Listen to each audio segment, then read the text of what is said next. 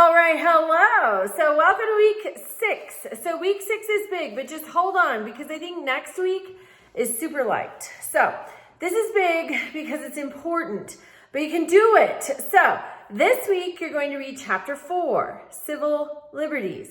Confusingly, many of our civil liberties are protected in the Bill of Rights. Then you're going to read chapter 5, Civil Rights. So you're reading chapter 4 and chapter 5. You're also reading some extra stuff. I want you to look at the Civil War amendments. Those are the 13th, 14th, and 15th Amendment. I want you to look at a true miscarriage of justice through the Plessy versus Ferguson case in 1896. I want you to get to know the great dissenter, Justice Harlan. He is amazing. His name is actually John Marshall Harlan, and he stood up for what was right in Plessy versus Ferguson.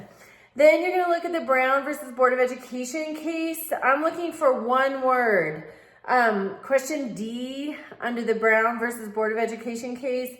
What is the enduring rule of Brown?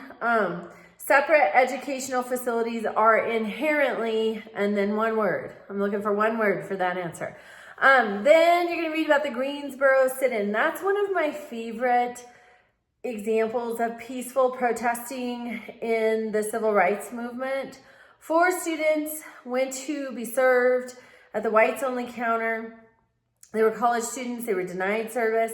They returned the next day with more people. They returned the next day with more people. The city of Greensboro responded with even more strict segregation policies, but they kept just respectfully. There was no violence, no yelling, no obscenities, none of the nastiness that we see sometimes today. They were just respectful and peaceful, and 6 months later, they sat and were served at the whites-only counter. It's one of my favorite examples for how to get something good accomplished through civil means, right? So, and then you're going to look at women's rights. So Abigail Adams was married to John Adams. He was our 2nd president. She's also the mother of John Quincy Adams. He might be our 6th president. Ugh, I don't know. But she's the wife of one president, the mother of another president. She's brilliant. She wrote a letter to her husband in March of 1776 and asked when they declared independence and created a new code of laws if he might remember the ladies. He did not. And so we don't see women's voting becoming legal until the 19th Amendment is ratified in 1920. So you're looking at that. Civil liberties, civil rights, and women's rights. Big week, but hold on because next week is a very light work week. Also, regarding the midterm, I will go through them and correct questions 18 and 28. Sometimes for question 18, people put grassroots level, precinct level.